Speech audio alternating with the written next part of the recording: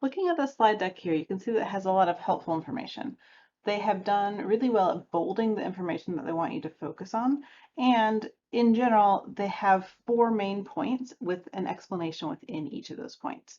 However, there's a lot of information for the audience to process. This is set up in the original standard view within PowerPoint, which is no longer how most monitors are displaying. And so you get these bars on the left and the right. So instead, what I would recommend is really distilling down what the essence of each slide is and focusing on those elements. So here they're talking about the four elements of research and what research is. And research is systematic. So I would recommend taking an icon that represents that idea, or having the word come up, or having an image, or just having those four words. And then if you want to have more information, you can have a small amount of text that comes up underneath, or you can put it in the Notes tab and then save it as a PDF to hand to your audience.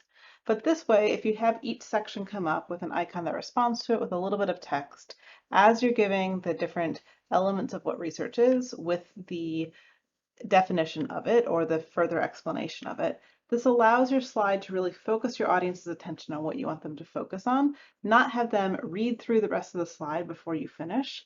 And it looks clean, clear, and it doesn't cause your audience's eyes to wander or to start glazing over because there's too much information on that slide and they're experiencing cognitive overload.